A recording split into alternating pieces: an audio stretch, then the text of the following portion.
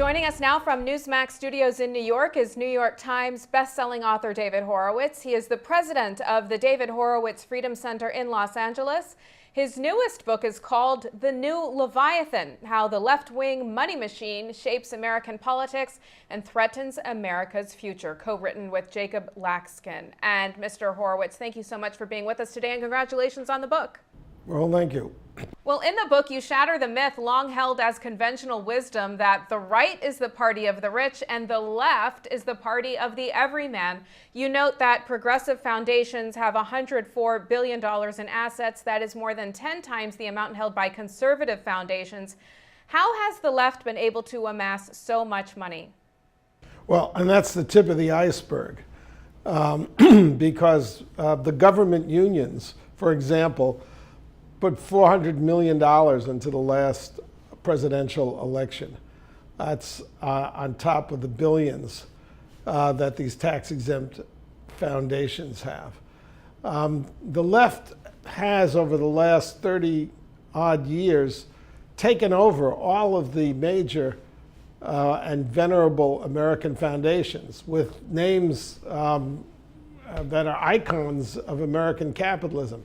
The Rockefeller Foundation, the Carnegie Foundation, the Ford Foundation in particular, but also the MacArthur Foundation, Hewlett Foundation, the Packard Foundation, Kellogg Foundation. I could sit here, well, not all day, but it would be a list of 100 of these left-wing foundations with very venerable American names and whose money comes from American corporations and American capitalists.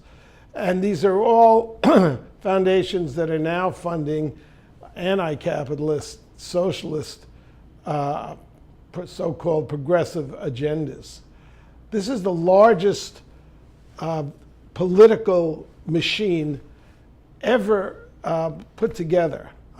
And it's active not only in elections, but it's active in the whole area of policy, whether it's the environment or borders or national security. David, can you explain to us in real simple terms how this machine operates, how it works, where it gets its money from, and how the money is ultimately used to shape American politics? Well, the money comes from wealthy individuals who bequeath it or who want to avoid taxes. Some of it, like the Ford money, came from the Ford, in terms of Ford Motor Company stock. The operation is fairly complex because the foundations are under IRS rules, which also means that their wings could be clipped if legislators for a moment thought about how this disenfranchises the vast majority of the American people. The Ford Foundation, for example, has $10 billion in assets, which it can deploy on policy areas like immigration, environment, healthcare, and so forth. So the Ford Foundation has a much, much bigger voice than, of course, any individual in shaping the issues that shape America. In 1 year, the Ford Foundation gives away more money than Richard Mellon Scaife, who was supposed to be the daddy warbucks of the right, has given away in 40 years. So there's just nothing comparable on the right to what the left has put together here. Let's talk about healthcare as an example, because you write, that the liberal groups are using this money to shape American politics. You touched on immigration, environmental issues, but let's talk about healthcare. Can you explain how this war chest enabled the left to push through Barack Obama's sweeping healthcare bill despite the overwhelming public disapproval? Yeah, there's a massive propaganda campaign carried out by HCAN. It's Healthcare for America or something like that, the acronym. But the policy itself, don't forget that socialized healthcare was floated by Hillary Clinton and roundly defeated. How did it then come back in the Obama administration? It came back because in between elections, this foundation network with, of course, the government unions and also the AFL-CIO, which has a healthcare committee, we're pushing the socialist agenda in medicine. And they're backed by hundreds of millions of dollars when they do it. Now, you write that Barack Obama's path to the presidency was paved by a network of radical organizations and political figures who wanted a, quote, moderate face on their agenda of radical change. What is this network doing now to help Obama win re-election? And what, if any, challenges is the network facing? Well, the network faces the same challenges that Obama faces, which is that he has not governed well, and he has his coalition behind him has eroded. But Barack Obama was made by left-wing foundations. That's where he got his jobs. That's where the organizations like Acorn were initially funded. One of the sinister things about this network is that first it creates an organization like Acorn, and then it goes to the federal government to fund Acorn. So it gets both the taxpayer money through the charitable so-called foundation, and then it gets it through government legislation.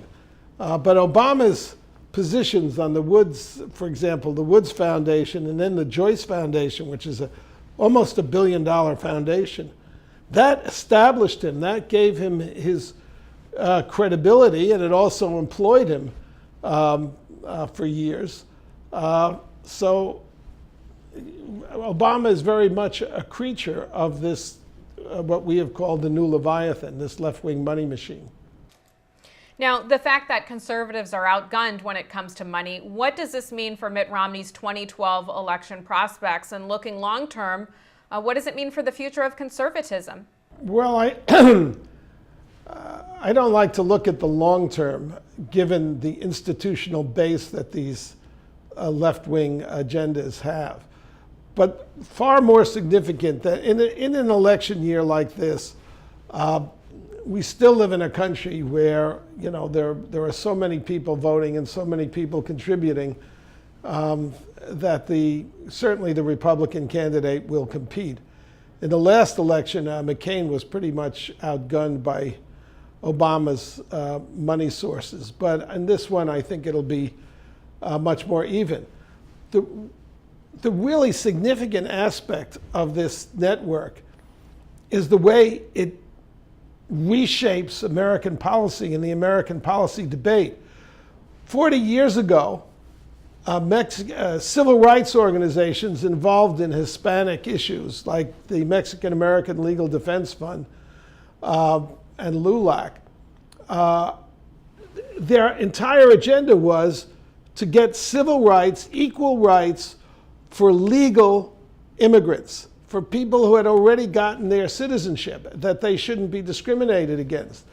Now, because of millions and millions of dollars poured into MALDEF by Ford and the whole transformation of MALDEF into a left-wing lobby, now MALDEF is agitating for voting rights for illegal, well, I don't even call them illegal immigrants. We now refer to them as undocumented, as though they've lost their, they had immigration papers but lost them.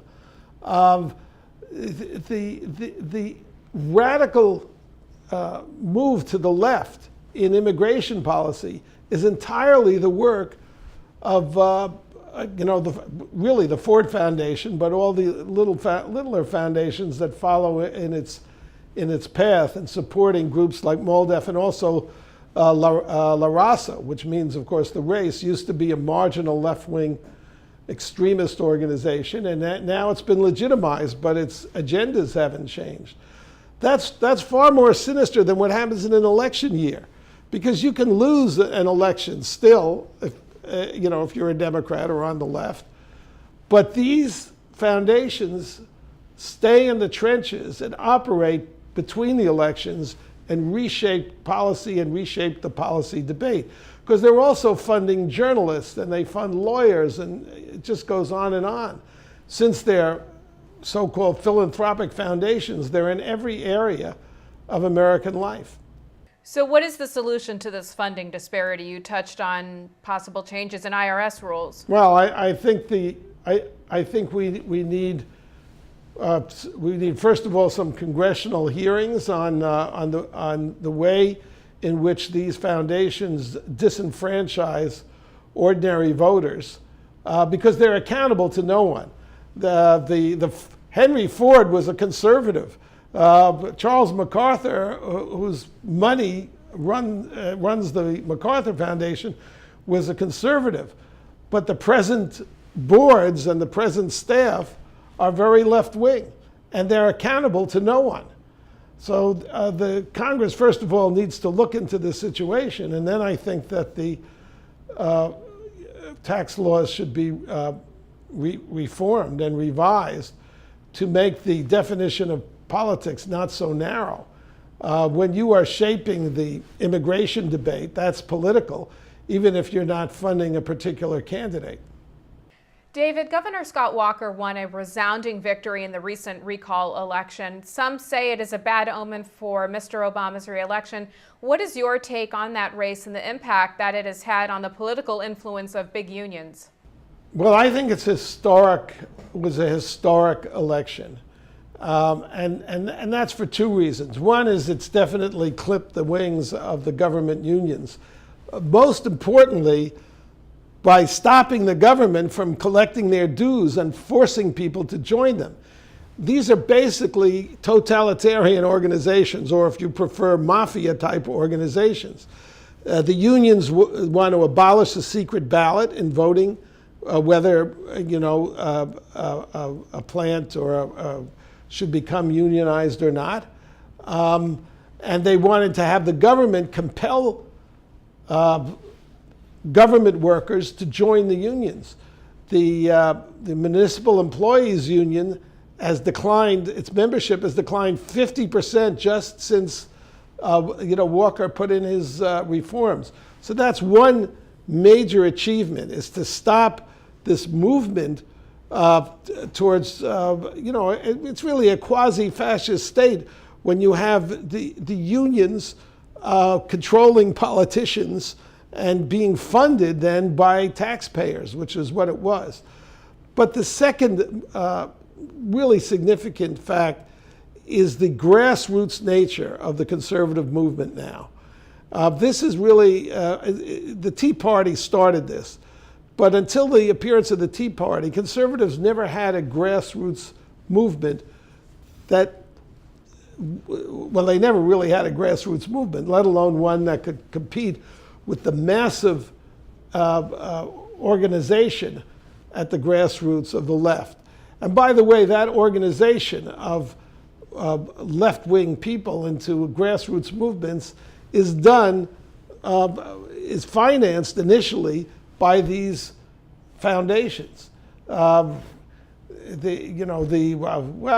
National Resources Defense Council, these environmental groups.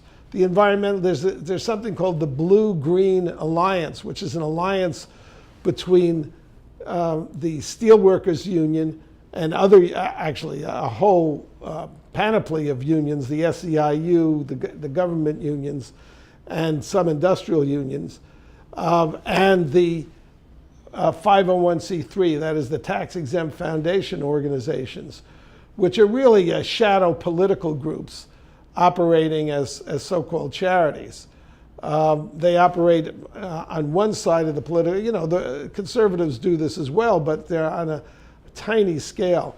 So for me, the Wisconsin election was a watershed, both in reaching out and involving so many conservative citizens who understand that their country is now at risk because of this juggernaut of the left, and also in clipping the union wings. It's going to have huge after effects. All right. Again, the book is called The New Leviathan: How the Left-Wing Money Machine Shapes American Politics and Threatens America's Future. It's available on Amazon.com and in bookstores everywhere. David Horowitz, congrats again on the book, and thanks so much for being with us. Thank you. And thank you for watching Newsmax TV.